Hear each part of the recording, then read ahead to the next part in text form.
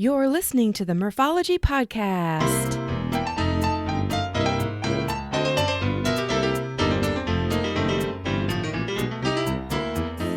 Thanks for tuning into the Morphology Podcast, aka Murph here to share interviews about biking experiences from cyclists who have pedaled to places all over. Each week we will get to know new people and explore new destinations to ride your bike. As you listen to these adventures, you may wonder, why haven't I done that yet? On the show today is Larry Walsh. Larry is the author of Suit to Saddle and 40 to Finish. Both of these books highlight Larry's epic adventures of cycling across the United States at age 56 and then racing across the U.S. a few years later. In this interview, he tells us about his journey of self-discovery and how these adventures came to be. Check out his website at larry-walsh.com and enjoy my interview now. Well, I would like to welcome Larry Walsh to the podcast. Hey, Larry. Hey, Kathy. How's it Nice going? to meet you. Happy to be here. Yeah. Well, Larry and I have both done something pretty epic, but not together. We both have ridden our bikes across the United States via the Southern Tier. That's correct, right, Larry? That is correct. Okay, In 2018. So I have you on the podcast to talk a little bit about that, but then you kind of, upped the I don't even know the right word. The craziness, maybe? Yeah, okay, let's say it. You upped the craziness level, and then you decided to race across America. So I hope that you have some good stories for us because I think we're ready to hear them. Sure do. No, I'm excited to be here, so thanks so much. Okay. Well, let's start out with telling the listeners where you live and what the cycling culture is like there. Yeah, so my family, I have three children, two out of college and one in high school, and my wife. We live in New Jersey. We lived there for about 15 years, and I'm actually talking to you, Kathy, right now from right off of Torch Lake in Michigan. So my wife's family is from Detroit, so we try to get out here as much as possible. But the cycling culture back in New Jersey is alive and well.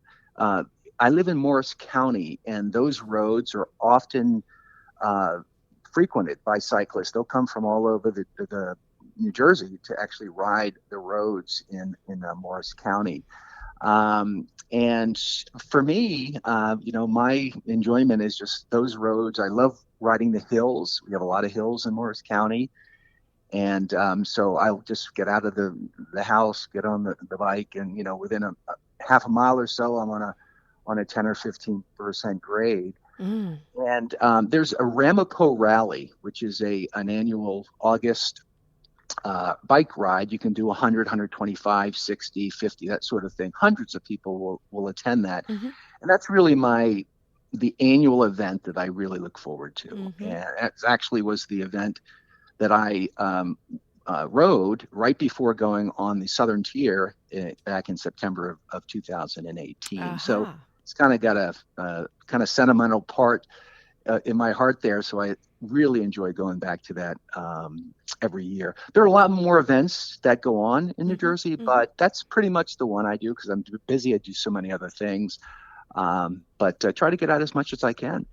And when you say people will come to Morris County to ride their bikes, is it because of the elevation that you spoke of, the steep hills? Is it the low traffic? Is it the, nature? Like, what do you think it is? Yeah, so it's very the nature is very, very nice. A lot of hills. The roads are, pretty decent, mostly paved and smooth. Traffic is not too bad. A lot of times on Saturday, Sunday mornings is where you see a lot of the folks that are out. And just the hills are just really enjoyable. So a lot of people live close to the city where I live. So New York City and Morristown, Parsippany, it's a little bit more congested. So we are just a little bit west of those areas. So people feel like they can get away. Oh, sure. And there's several like 20-mile rides that you'll see folks go on. It's a 30-mile ride. So they're very common and the cars and the people that live in the area kind of know that cyclists are going to be in the area. So, for me, when I first moved here and started seeing cyclists, I'm aware of that. They come into Morris County because oftentimes I talk to them and say, I live outside of your county. I'm coming in because we really like cycling around this area. That's awesome. That's very good. Okay, so obviously you like cycling, you like to look at nature and the beauty. And so I don't know if this is a good segue, but so 2018 arrives and you tell the family, I think I'm just going to go out for a bike ride. And you end up biking across the entire United States.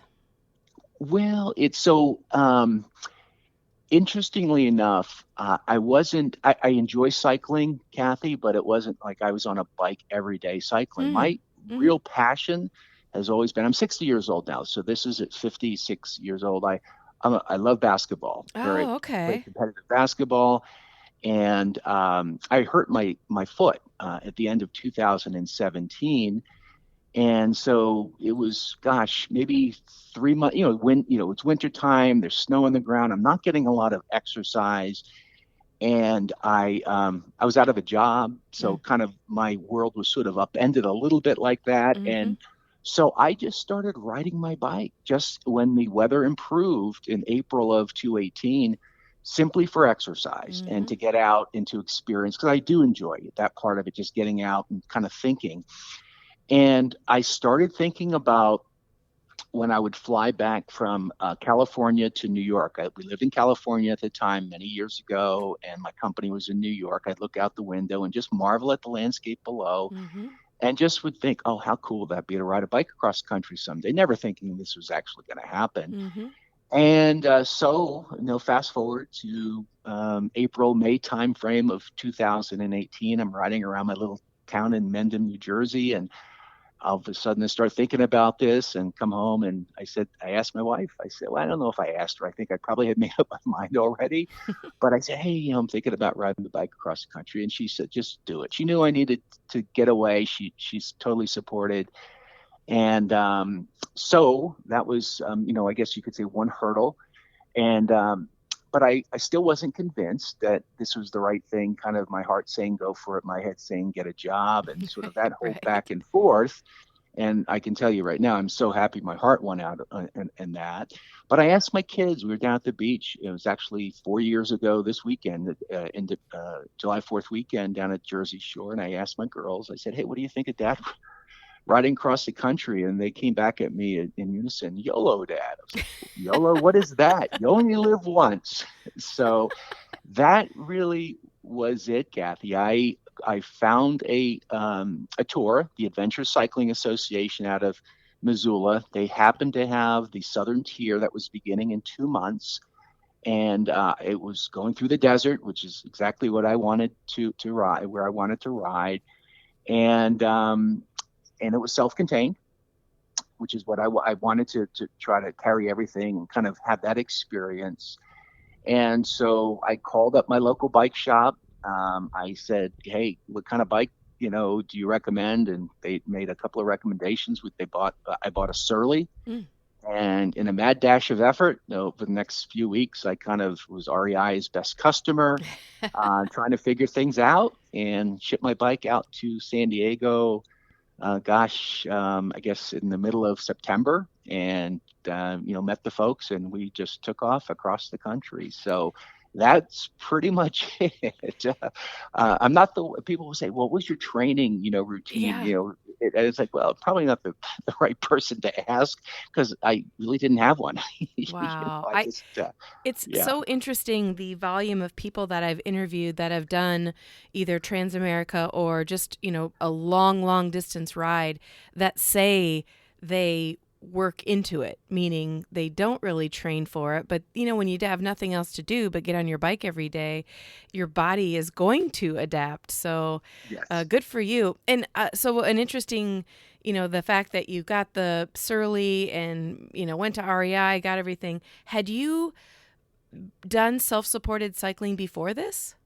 No, I had not. Oh, So when I wow. was 18, when I was 18 years old, I rode my bike I lived in Pennsylvania, grew up in Pennsylvania. I rode it 100 miles in a day. I think I did it twice. Mm. And I was in the service for many years after college, and I competed in a couple of these smaller mini triathlons. So Mm-hmm. I've always enjoyed cycling. I've enjoyed cycling as as an exercise, as a Mm-hmm. way to get in shape, as kind of change of habit. Okay, I'm done. I don't want to lift. I don't want to play basketball. Let's go out and cycle. And I really enjoyed that part of cycling. Mm-hmm. And so that's pretty much kind of what brought me to just being in pretty good shape. And I used a safe stationary bike in the basement, and Mm-hmm. but other than that, not really too much training that went into the before I left on the trip. Mm-hmm. And I'm assuming most people understand what self contained means, but for those that don't, it basically means that you took your bike and you probably had racks attached to it, and then everything you needed for that trip was attached to your bike, right? Like sleeping That is stuff, correct. clothing, shelter. I'm assuming you probably were able to eat along the way and maybe had adventure cycling helping with that. But Yes. did Yeah. you ever weigh your bike? Yeah. So yes, it was about the bike itself with the racks, probably 40 some, chromoly steel, very sturdy. I referred to my bike as tank. It was Ah, like felt yeah. like a Sherman tank, and with all the the equipment, the clothing, and so forth. Anywhere probably between 85 and 90 pounds. Yeah, And it was way too much. It was, one of the mistakes that, novice ultra distance cyclists can make. I, read about this before. It's like you bring too much stuff, and mm-hmm. it didn't make any sense to me. I was like, oh, I need all this stuff, but you really don't. And I Right. ended up going to the post office probably half a dozen times on the way across, just shipping stuff home that really didn't need.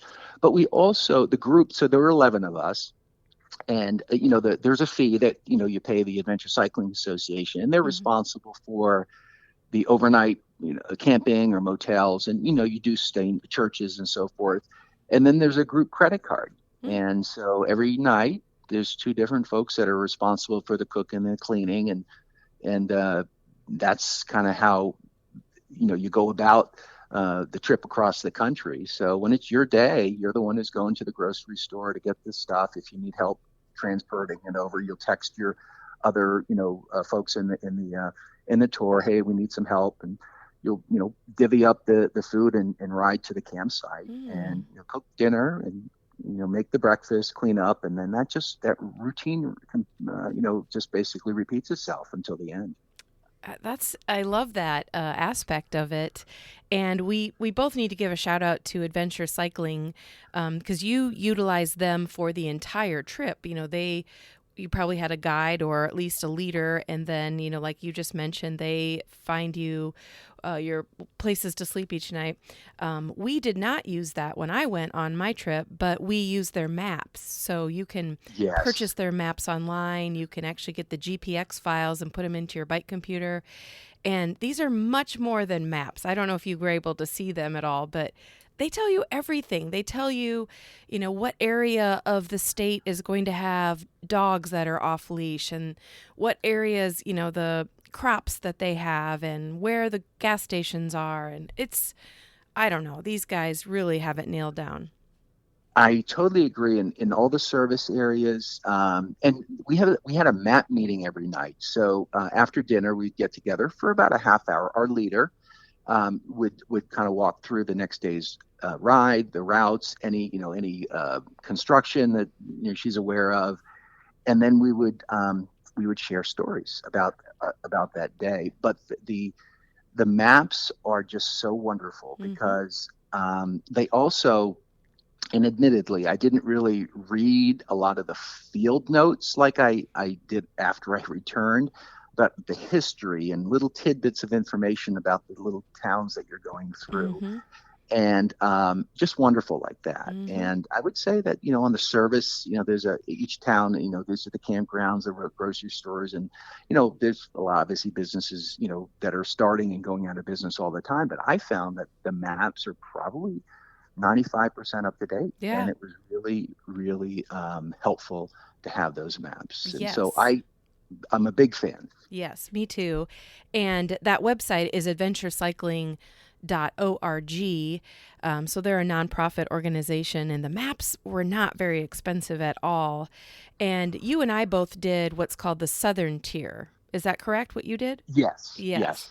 So basically, it's exactly what it is. You're traveling along the southern part of the United States. So, and I have several episodes on this podcast where people can kind of hear my story, but I absolutely loved it. And it's kind of a funny extra bonus that we got. So we were following the maps from Adventure Cycling, but there was some sort of group, and I do not know if they were an Adventure Cycling group or some other service, but they were like 3 days ahead of us. And whoever was their leader would go a day ahead of time and put these yellow arrows on the pavement. So, we, whenever we would see the yellow arrow, we were like, oh, sweet, we're on the right track. We're not going to get lost. And then we would lose the arrows for, maybe an hour or so, and then we'd see them again. And so I don't know what organization actually did that, but I was very thankful. And literally, it was the entire United States. Oh my goodness, that is so funny. It Yeah. really is. And you just, when you were sharing that story, Kathy, I was just thinking about, the times that I got lost in the bonus miles. Oh, It really was not so much in the rural or suburban areas. Is, when we get into Tempe or when I got into Austin, what seemingly would be a no-brainer, but I often found myself getting turned around, and it wasn't major miles, right? It was just, but it was more of a nuisance, mm-hmm. just to kind of, oh, I want to get to the campsite, I want to get to the motel. But what I found is the maps with the GPS, with the digital files, and yes, seeing folks on the road going from east to west. Every so often you'd see some, hey, tell me about the road ahead. Mm-hmm. I I was pleasantly surprised at how I don't know, easy it was, but I thought I was going to get lost a lot more than what I Mm-hmm. did. So that Yeah. was really, yeah, interesting. I can agree with that. And I also have, I call it an adventure bike. I've not named it. I know you named yours Tank, but I found, it's a steel bike. It's super heavy. And we weren't self contained, but I definitely had a few bags on it with, like rain gear and tools and snacks and all that kind of stuff. So it was not 90 pounds, but it was definitely a little bit heavier. And I had bigger tires, but I'm so thankful that I did because, shoulders on the interstates that we had to ride on and just, like the road quality throughout the United States is not the best. So I don't know if you can recall any experiences that you had.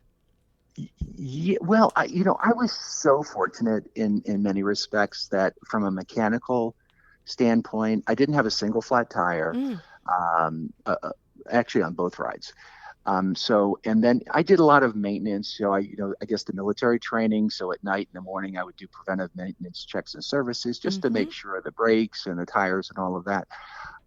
But I did find the roads for the most part, um, you know, okay. mm-hmm, There was mm-hmm, some areas in Arizona I remember where there was a lot of the shrubs that would come out, and it kind of force you onto the highway. This is mm-hmm. on Interstate 10. I remember it's like, okay, this is not a good thing. Right.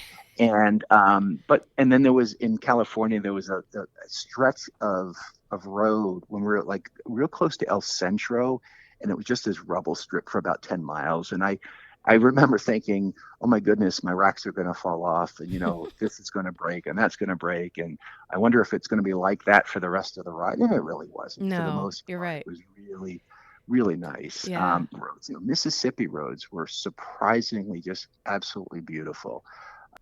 A quick interruption to introduce you to our newest sponsor, Hammerhead. The Hammerhead Karoo 2 cycling computer helps you find your path forward and unlock your full potential on every ride. For a limited time, listeners can get a free heart rate monitor with the purchase of a Hammerhead Karoo 2. Visit hammerhead.io right now and use promo code Murphology at checkout to get yours. I use the Hammerhead Karoo 2 and love it. The full color touchscreen display is intuitive and responsive. It feels more like a smartphone than a GPS device. It's easy to read, and if you use it for navigation, you can route, reroute, or create pin drop routing on the fly. And the turn by turn directions, they've saved me a couple times already. Check it out at hammerhead.io and use code Murphology at checkout. Now back to the show. And every day was different Right. in Texas. Texas, 1,000 of the 3,000 miles in Texas. Texas is Texas. It can't be that different. But I found like every day was just a different experience, and which was, sort of that was part of the excitement to kind of get up and go to the next day. Okay, it's not going to be the same as I just did. What's the new thing I'm going to learn? Who's, the new people I'm going to meet? That was part of the attraction, and it also kept me away from thinking about this big number called 3,000 miles. I didn't want to think about that. I mentioned this on a previous episode, but what I absolutely loved about the entire bike ride across the U.S. is that I kind of saw all four seasons, and also the terrain. Like, you don't need to go to another country to see amazing sand dunes because they're in California, or, mountains, or desert, or, beautiful, I don't know, pretty much anything you want to see outside of the United States is actually in the United States. I completely agree. I really do. And it's actually something I talk about quite a bit, about this idea. A lot of the youngsters in college they're going overseas for their immersion or their cultural exchange or something like that, which is all good. This is great, but my goodness, what Mm-hmm. about just going to visit some places in the United States Mm-hmm. I've been traveled a lot over the last many years of my adult life, but yet I saw so many new and interesting places.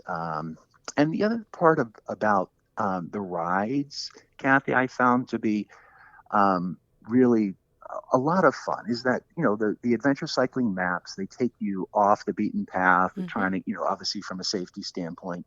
So many of the towns that you ride through are, one or two stop signs. They've got a grocery store, gas station, and, maybe 1,000, residents. And that's really the makeup of Mm-hmm. so many of these towns that are between the big cities that we oftentimes hear about. Mm-hmm. And I don't know if the residents would want it any other way, but I also know that they love when I would go through. Oh, for We would sure. go through because you're buying something. It's an economic engine that the cyclist community actually brings to a lot of these small towns. Mm-hmm. So yeah, it's wonderful country in which we live. Mm-hmm. I agree. And if you think about that particular trip, did you have any that was the coolest type moments that you have off the top of your head? Well, it really was the entire experience for me was just really amazing. It really was. I would the people I met, those are the memories that sort of just kind of stick out. And Mm-hmm. one in particular was in Marfa, Texas. Mm. I love going to bike shops in different towns, and I love going to barber shops in different towns. And that's the way just to kind of catch up and chat and kind Mm-hmm. of figure out what's going on in the area for that weekend, for that day. A quick interruption to give a shout out to Primal Wear. Cycling is their passion and apparel is their craft. So if you're in the market for a new jersey, bibs, mask, or any cycling apparel, go to primalwear.com and use code PRIMALMURPH to get 20% off your purchase. Yes, 20% off. Now back to the show. So I met Abe. He was a barber. He was a retired sheriff, retired mayor, and the local barber. And we struck up a conversation. He asked me about my military service, and sort of we started going back and forth. And I said, "Oh yeah, I was stationed at Fort Bliss in El Paso, Texas." And, "Oh yeah, I was a barber there." Mm, When were you there? I was there in 1984. When were you there, barber? I was there during that same time, he said. what? And who did you give haircuts to? I was there giving haircuts to the second lieutenant, to the officer basic candidate, her school. I was in the new second lieutenant. We were not able to confirm and say, oh my gosh, I remember you. However, there was a chance that Abe had given me a haircut 34 years before the time I met him in Marfa, That Texas. is Yeah, crazy. yeah. So stuff like that. It's just so much fun. And, Mhm. hopefully you could hear, I just love sharing those stories because that's what the ride was. The bike happened to be the vehicle, but it was all about the stories and the memories and all of that. That was the most enjoyable for me. Yes. And if anyone's listening that is interested in learning more, you have to Google Marfa, Texas, because there is the art installations, the really wacky like sculptures and things that are in the town, at the bars, the restaurants. That was one of my top 5 places when I Oh, is was it on the really? route. That's I interesting. Oh, just had yeah. a great time there. And how about the fake Prada store Oh yeah, outside I've of got yes, lots of pictures of that. And I think I don't know if it's illegal, but there were thousands of them, so there is a morphology sticker at the Marfa Museum. Oh my goodness, Or that is so wait, let me awesome. rephrase that. It's on the fence outside the Marfa art Got it. Okay. installation. Oh my God, that is so awesome. Yeah, Well, yeah. next time I'm out there, I'm gonna have to take a look at Look for that. it. Yeah. Yeah. Okay, so then we fast forward. You get done with your adventure across the U.S., and you're like, that was awesome. And then somehow you decide to up the ante a little bit. So give us, kind of the lowdown on what happened next. Ye- Yeah. So when I first met 10 others in San Diego, the first time we met as a group, we went around and introduced ourselves. What was the motivation for riding the Southern Tier? And there were a couple of folks that shared that they had ridden the Transamerica Bike Trail before. I'd never heard of the Transamerica Bike Trail. So as I think back now, I think probably there was a seed planted in my mind at that point. Mm, And as I learned about myself, as the ride went on, I found that I was getting in better shape. The days were becoming a little bit easier, and oftentimes we would get into camp at 2 or 3 in the afternoon. I had gas in my tank, and hmm I wanted to continue, but yet the route for that day was this is where we stop, and which was great. But in the back of my mind, I was like, if I ever do this again, maybe I'll try the Transamerica Trail, but certainly never thinking that I was going to do that. So when I came back, this is now the beginning of 2019, fully expecting to go back to work, but I taught myself iMovie. And I had uploaded all the pictures and the videos, and I kind of created a movie. We had friends and family over to the house. My wife kind of created a theater experience with popcorn and mm, candy and so forth, and hmm just shared the video. And I oftentimes would answer so many questions, and I would relive the ride along the Southern Tier. And each time I relived the ride, I got more excited. And I still had the cycling itch, Kathy.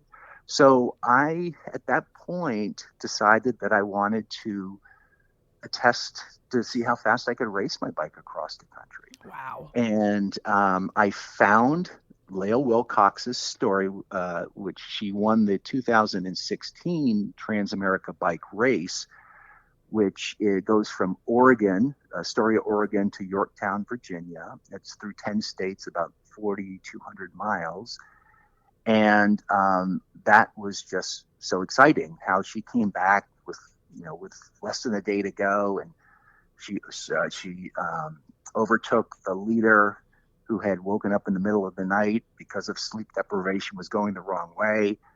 They met in Bumpus, Virginia. They rode together for a short period of time. And then Lael just continued and won by about 2 hours. Mm. And I was like, oh my gosh, I want to do this race. And so I reached out to the organizer and I mentioned to my wife that I was thinking about doing this race. And what was so interesting is the first time I mentioned to my wife, for the Southern Tier, she was totally supportive. And she said, oh, hmm by the way, it's going to make you a more interesting person. And I Mm. was like, okay, I bought into that. And when I asked about the second ride, she said, so how are you going to explain this one to a future employer? And I just said, I'll figure it out because I wanted to do it so badly. And so I shipped the bike out to Portland, had about 6 weeks maybe to plan and prepare and train. And so I shipped my bike out. I got 5 months after returning from the Southern Tier and shipped it out to Portland, went up into Astoria. I met 72 other racers from 15 countries. And we took off on June 2nd, 2019 at 5 in the morning and just continued across the country and arrived at the Yorktown Victory Monument 38 days later. And so that was it. That was more of a, the first ride was really about reflection and riding through so many parts of the country that I had been stationed when I was in the military. So memories, learning about myself, because I was, it was a challenging time for me to try to figure out what I wanted to do after being laid off. But this second ride was so much about this sort of idea of overcoming assumed constraints and both physically and mentally. Because when I set out in Astoria, I had initially thought I could complete the ride in about 54 days. And I ended up, very shortly after starting the race, realizing that I had limited myself. And if I really pushed harder, I could complete in a much quicker time. And I was able to arrive at Yorktown about 16 days faster than I originally had planned. Wow, So that's it was, crazy. yeah, it was a wonderful experience. I would say, I was actually doing a talk last night to a group up in Charlevoix, Michigan, and the question, how do you, because they could say they could sense that I was very excited about all the people I met on the Southern Tier and the stories, and they said, "Were you able to do that on the Trans Am?" And I said, that is the biggest conflict that I had through the entire race, because I oftentimes wondered, can I race and also enjoy myself at the same time? It was a conflict, that was a dissonance, that was just sort of struggling with me across the country, and um, that is something that I can say that you can. If racing to you is finishing, which to me I considered it a success because I finished, I also was able to enjoy myself as well. Mm-hmm. And for anybody who has followed the Trans Am bike race, I mean, it's a little bit of everyone. Of course, someone like Lael Wilcox, I feel like she slept maybe less than 10 hours the entire adventure. Like, she was really, really extreme. And the guy who just won it, So this year's name is Craig Pauley. He yes. actually, yeah, he won, and last year too. He was trying to break the record. So Wow. the year that I rode, that's when the record was broken. There was a guy from Australia, and he finished in a little over 16 days, averaging 254 miles a day. I can't even put my head around that. I Me, can maybe me see either. doing one day, right? But then you got to like chill out and relax. But the mindset to be able to, suffer for that amount of time over and over and over again, it's just, I don't know, it's beyond my comprehension. But I also would say that your ride probably had a lot of suffering and you were averaging some pretty high miles per day as well. Yeah, so I initially thought I could average 80, and I ended up averaging about 109. So I was very pleased with that. And the loneliness was really because you're by yourself Mm-hmm. for the most part, and so that part of it was very challenging. And saddle sores, that Mm. was the other part. In Wyoming, I had some problems with saddle sores, and it was a big concern that I might not be able to continue. And I Mm. just changed my routine. And fortunately, the next day I rode and it didn't get any worse. And I was able just to sort of power through for the rest of the 3 weeks or so after that. I was very concerned about that. And mechanical problems, once again, Kathy, I was fortunate. I had a little bit of a chain issue in Kentucky. Weather was not the best, but it wasn't as bad as it could have been. A couple Mm-hmm. of hail, a little bit of snow, a lot of rain, but no tornadoes in Kansas, that no flooding, that sort of thing. Hmm. So I kind of was, there were a lot of obstacles for certain, but I was very fortunate. And the strategy for me, I remember when I left the morning of June 2nd at 5 o'clock, there was dark and everybody was taking off when the bell rang. And I remember thinking two things. Number one, I'll never see any of these people ever again. And number two, just ride your race. Don't try to be someone else. And so my strategy was to ride maximum amount during the daylight and sleep at night and repeat, hopefully until the finish. And there were times, because of my competitive nature, when you're tracked by satellite and you could see the front runners pulling away, Mm. literally hundreds of miles in front. But I said, don't try to be them, because that's not who I was. I was there for a different reason, to test myself, not to try to beat someone else. And as a result of that, I feel like that was why I was able to get across and arrive at the monument. Wow. Well, congratulations. That Well, is, thank you. not a lot of people can say that they have done the Trans Am bike race. And I bet you there's even fewer people that can say they've biked across the United States twice. Which brings me to my next question or comment is that, if we go back to the Southern Tier bike ride that you did, you came back maybe a couple of years later, I think it was 2021, and decided to write a book about it. Yeah. So when I came back from the second ride, the Trans Am race, Kathy, so in a matter of 10 months, from September of 2018, when I did the Southern Tier, and then several months later in 2019, I did the Trans Am. So there was about a September of 2018 to July of 2019, that 10-month period. Rode the bike 7,300 Ooh, miles through 18 states and about 528 towns. wow. And so when I returned home, I just wrote a manuscript. So this was for about a 6-month period of time as I was looking for work. And this is the second half of 2019 now. I just wrote everything down, and my mind was clear. I knew my mind would fade over time, and I just figured I would get this manuscript. And, when I'm long gone, the future Walsh generations can read about their crazy uncle. That's sort of the way I thought about it at the time. Then I went back to work in 2020, and we all know what happened Mm. in March of 2020. COVID hit, and the business was impacted, my job was impacted, and I started in a lot of throughout the course of the last year or so. People say, "You're going to write a book. You're going to write a book," but honestly, my response was then. I said, "No." I said, "This is." I did it for myself. I didn't raise money. I didn't announce it to the world or any. I just did it because I felt like I needed to do this for myself, for me and my family.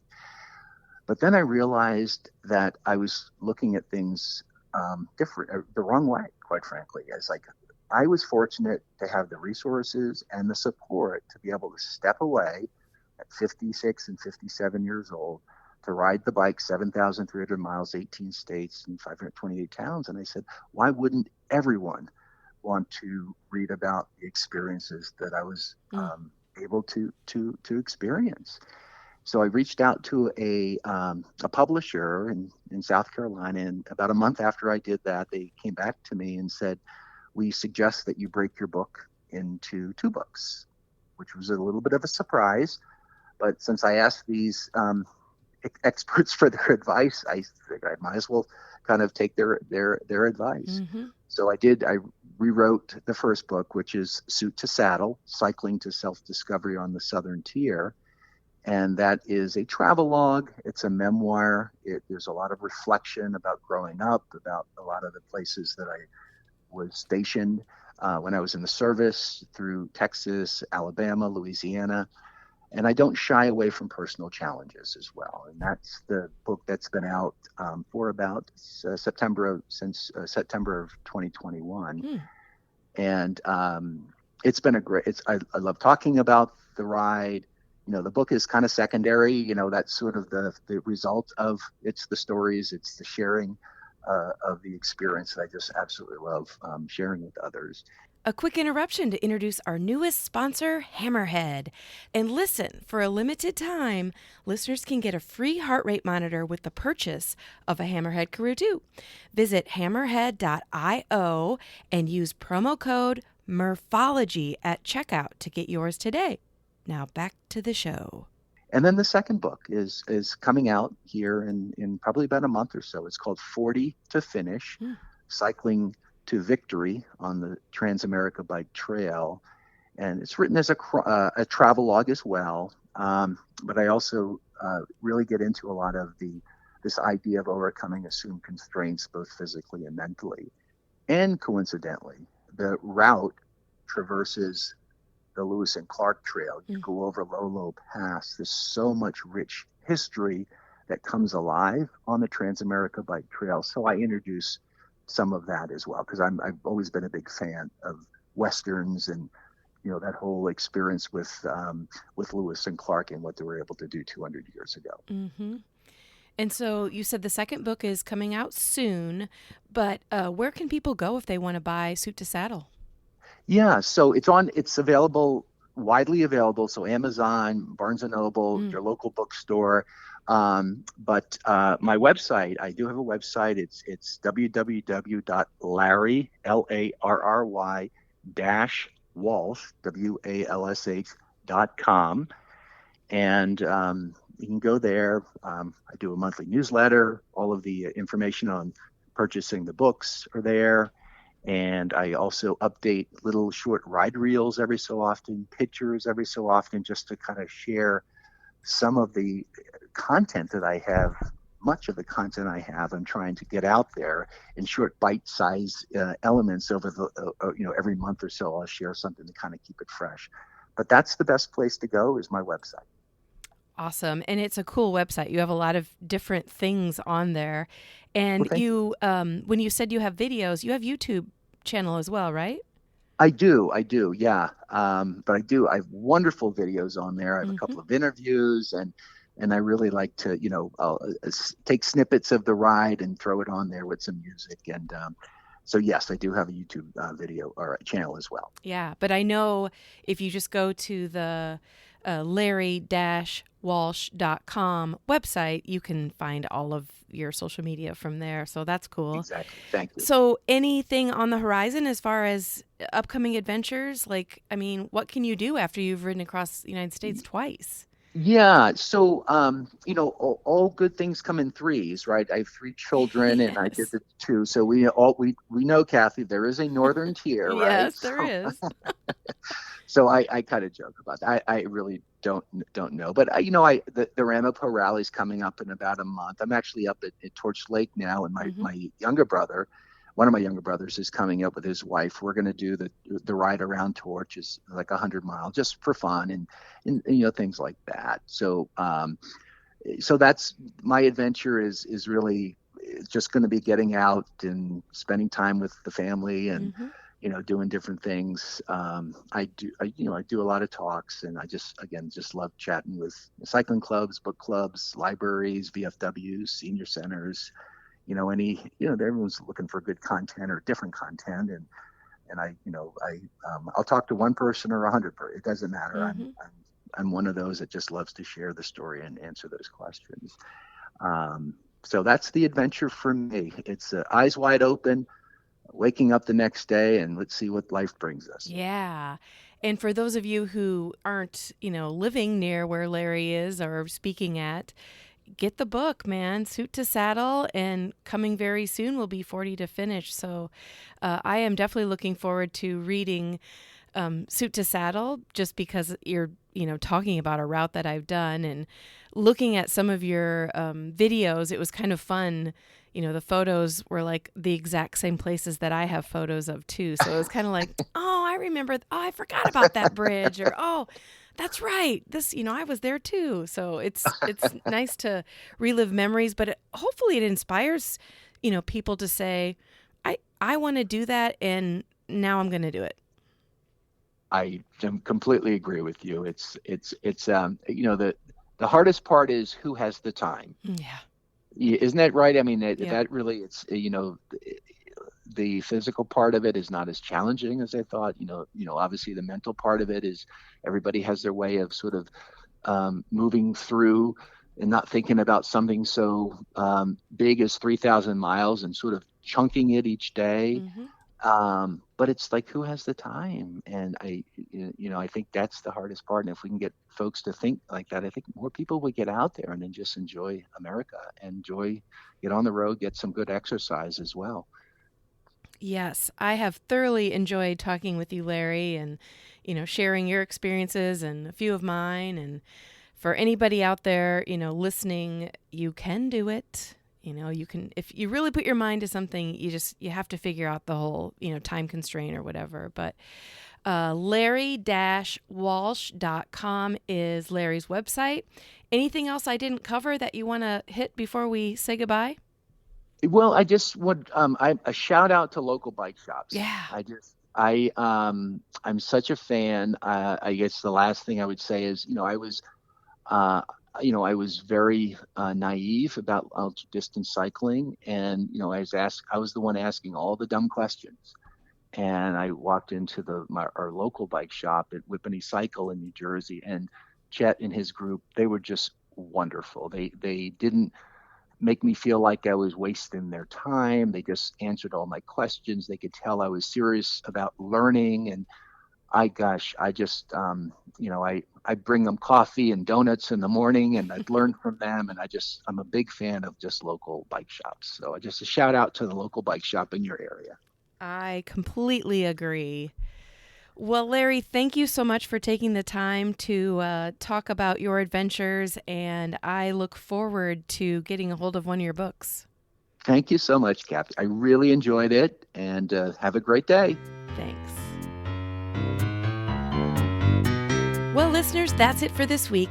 If you're interested in learning more about my bike tour across the U.S., go to my website, which is murphologypodcast.com, and click on the tab labeled Murphs Biking the U.S.